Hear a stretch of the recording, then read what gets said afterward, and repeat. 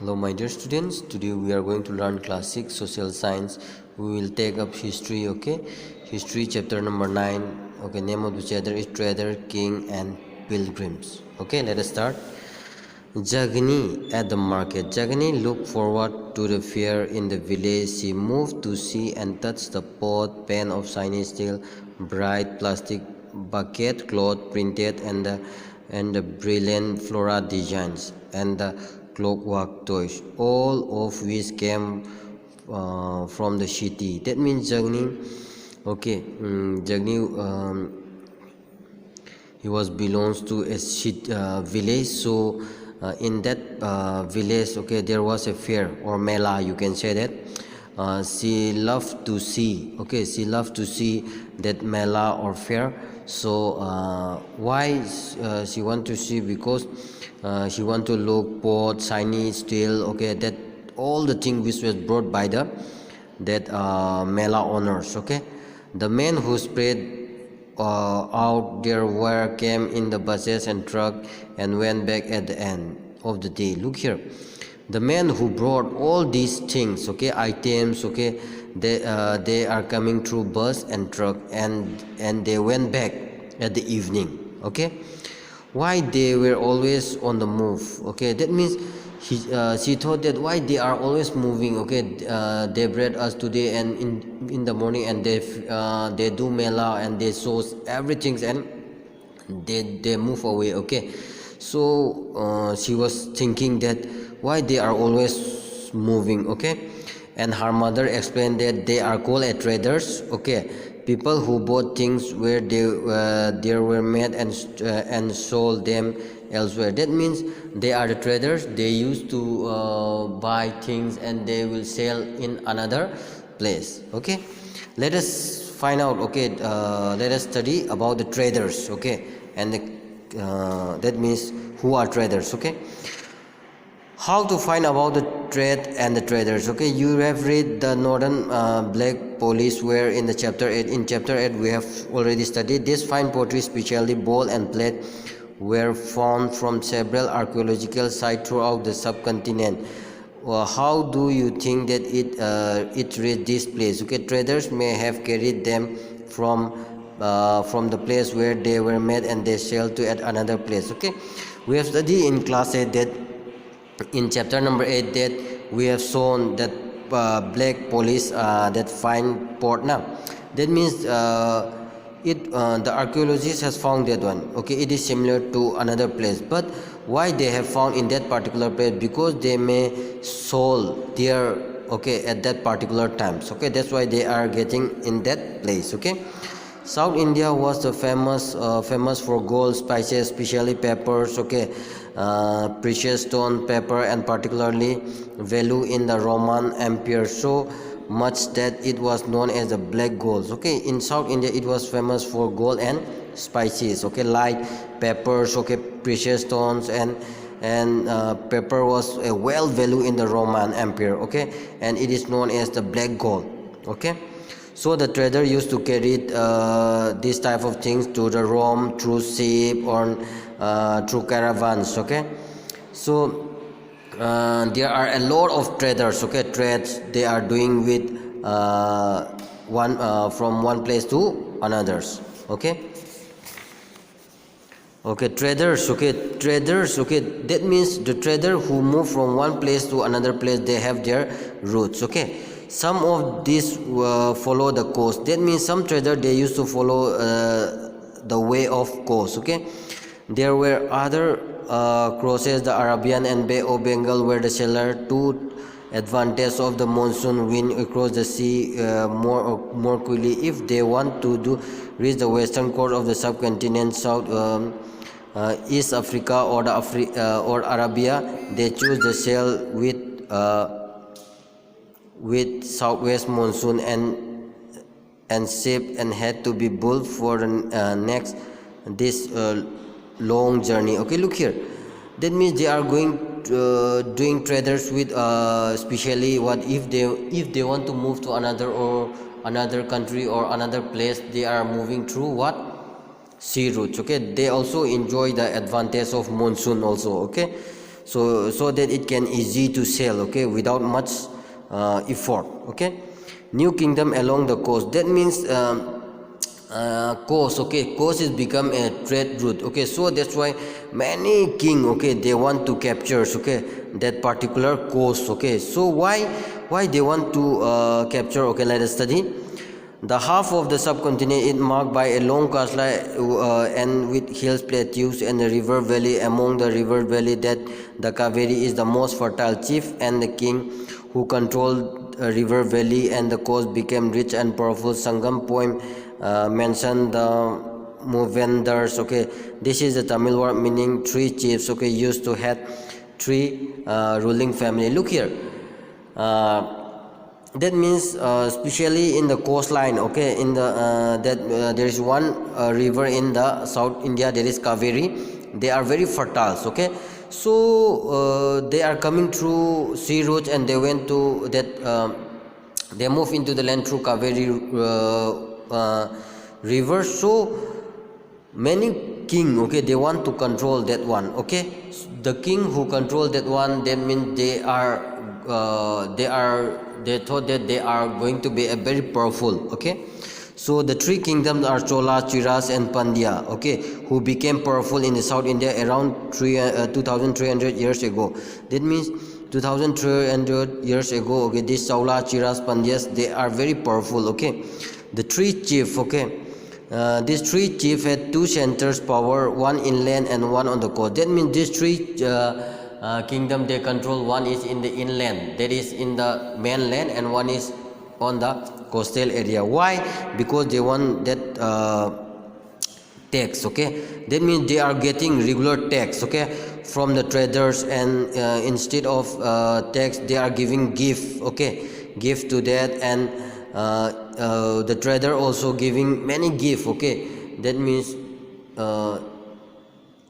used to give so many gift to the king, so that when the traders are facing a problem or robber or looted like that, the king is going to control everything now.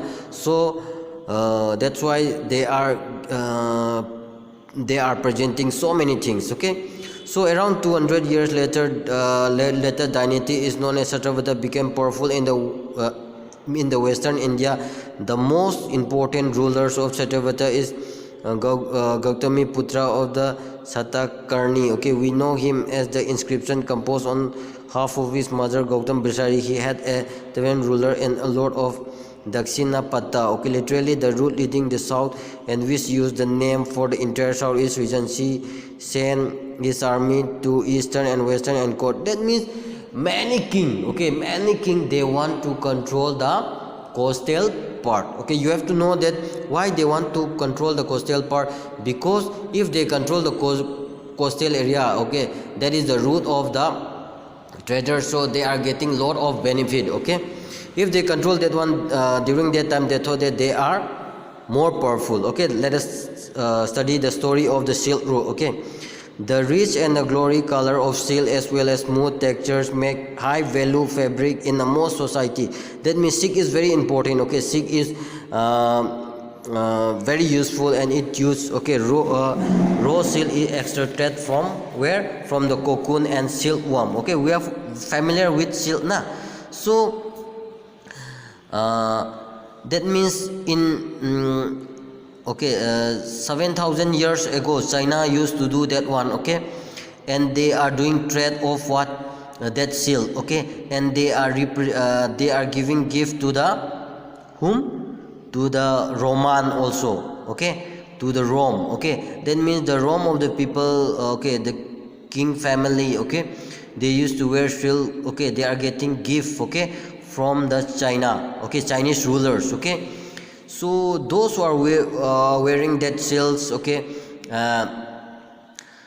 they are the real families. Okay, that means the China introduced silk to other part of the world. Okay, so many many traders, okay, they are no one know, okay, which route is which, okay, path they are going. In China who went to a distant land on foot okay, horseback on a camel and carried shield with, and the path they follow came to be known as Silk Road. Okay, that means the Chinese, okay, who went from China to that particular area, that's okay, that route it become a Silk Road. Okay, so sometimes Chinese rulers send gift. Okay, that means China, okay, rulers send so many gifts na. So I've already told you that one. So the Silk Route, okay, that means many country, okay, many rulers or many kingdom, they want to control the Silk Road. Why? Because they are getting lot of tax from that one. Okay, if they control, and for the traders, they are going to save from the attack of robbers or something like that. Okay, the best known of the ruler who control the Silk Road were the Kusanas. Okay, the best known, okay, ruler who control most of the area of Silk Road is Kusana. Okay, that means he used to control over 2000 years. Okay, that means he is getting lot of benefit from that one. Okay, there are two major centers of power where Peshawar and Mathura Textila was also included in this kingdom. That means these kingdoms, okay, they are getting lot of benefit from this one. Okay, and next is what? The spread of Buddhism. Okay, the most famous Kusana ruler was the Kaneshika, okay, who rules around 1900 years ago. He organized a Buddhist council where scholars met and discussed the important matter of Astavada. Okay, Avagostha. Okay, look here. That means there was a famous ruler, that is what Kusana ruler, that is Kasinaka. Okay, Kasika. Okay, that means he used to rule around 1900 years ago. Okay, so he are giving more importance about the Buddhists. Okay, he was discussing about so many importance of biography of okay, Buddha and Buddha Charitra. Okay, that means in his court, okay, they were discussing about the importance of what? Buddhists. Okay, and Asavada and other Buddhist scholars now begin writing in Sanskrit. That means during that times, okay, they are writing so many about the Buddhists in the Sanskrit language. Okay, and the new Buddhism was formed. Okay, a new form of Buddhism known as Mahayana Buddhism. That means now they have started a new form of Buddhism, that is Mahayana Buddhism was developed. Okay, this had two distinct features. Earlier Buddha represent was shown the sculpture by that means earlier the ancient Buddhism was shown by some what sign, sculpture or something like that. Okay, and his for instance his alignment intent, that means we have already known Buddhisms, okay, who are sitting in the trees, okay, people trees, and he was doing now, he was meditating. That is all form of. Okay, and next one is what? The second one changed to Buddhist Thavas. Okay, these were supposed to a person who have attained the enlightenment. Okay, that means the second one is what? Who have got the enlightenment. Okay, once they attain enlightenment, they could live in complete, okay, they could live in complete isolation, okay, and meditation in peace. Okay, those who are getting enlightenment, they are going to do what? Meditate, and they are what you can say that they are God, you can say that. Okay, like that. However, instead of doing that, they remain in the world to teach and help the other. Okay, that means these people, okay, they move, okay, from one place to another to teach about the Buddhism and helping the other. Okay, their worship of Buddhists became very popular and spread throughout the whole Central Asia, China, and later even in Korea, also even Japan also. Okay, Buddhism also spread to the western and southern India also. Okay, and we have already know in India we have a lot of cave, okay, hollow, which where monk used to live in that particular times. Okay, some of these caves were made on the others of the kings and queen, others by, look here, others by merchant and farmer. That means that cave were what? Represent or given by so many peoples, okay, with normal people or by the king. Okay, these were often located near the that means this type of that one, okay, cave, they were mostly located in the Western Ghat, okay, and road connected prosper, that means to coast with cities, and they come through this passage. That means these were located near the coast, okay. Traders probably held in this cave monastery during their travel, okay. Most of the traders, okay, they used to what take rest, okay, in that hall, okay.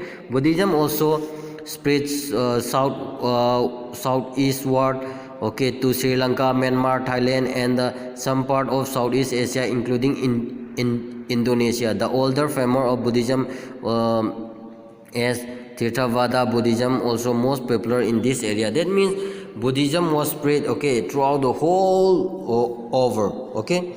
The best known of the Chinese Buddhism pilgrim, okay, some of the Chinese pilgrims are Fajian, okay, Fajian, who came to India 1600 ago, Zhuangzhang, okay, that means 1400 years ago, I King, okay, who came after 50 years after Zhuangzhang, okay, they came to visit place associated with the life.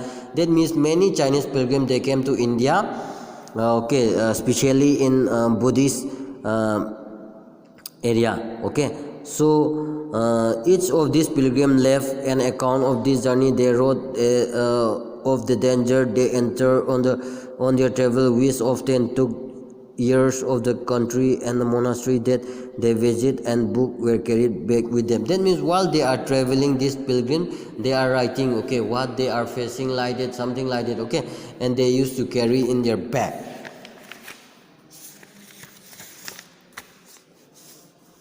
Okay, and Zhuangzhang, who took the land route back to China, okay, and carried back with him the statue of Buddhism made of gold, silver. That means Zhuangzhou, when they moved back, here he is carrying Buddhism, okay, Buddhist statue which were made of gold, silver, and sandalwood, okay. Over 600 manuscripts loaded on the back of 20 horses and 50 manuscripts. That means they were carrying a lot of things, okay, while Zhuangzhang traveling back to his particular place, okay.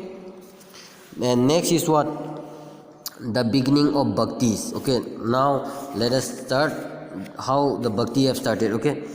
This was also the times when the worships of certain deities, that means the deities have started, which became central feature. Later Hinduism gained its importance. This deity includes Shiva, Vishnu, and goddess such as Durgas, okay. Look here, many bhaktis they came up, okay. The new one, that is what especially Hinduism, okay. Hinduism have started, and Shiva worshipping of Shiva, Vishnu, and goddess, okay, such as Durga, they have started, okay. This deity worship the bhaktis, okay. An idea became very popular at these times, okay.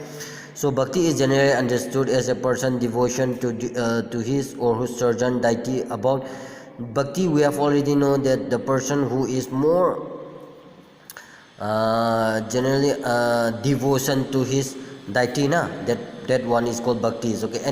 Anybody which is rich or poor, belonging to so-called high or low caste, a man or woman could follow the part of the, that means anyone can follow the bhakti. The idea of bhakti is represent the Bhagavad Gita, okay. That means bhakti is what represent the Bhagavad Gita, okay. The idea bhakti is what represent the Bhagavad Gita, and even which is also included in what Mahabharata, okay. In this, Krishna and the god Arjun, okay, his devotee were friend, okay, both were friend to Aben Dharmas, okay, take refuge with him. And also that means we have already know that the Ramayana or something like that, that story. Those who follow the system of bhakti emphasize devotion and individual worship of god, goddess, rather than performance of elaborate sacrifice, okay. That means those who are following that bhaktis, okay, they are worshipping in God, okay. They are not doing any sacrifice or something. It is better to do worship than sacrifice, okay, like that. According to this system of belief, devotee worship the chosen deities with the pure heart. That means bhakti, according to this, bhakti are worshipping, okay, worshipping their God with the pure heart, Okay, so with their desire, so the deities could thought that the human beings, lion, tigers, or any other form, that means look here, any forms, okay, they can think that it is a god or something like that. Okay, that means they are purely what devoted in worshipping. Now once the idea is gained, except the artist, that means once this idea they got, the artist is going to do painting or sculpture of that idea. Okay,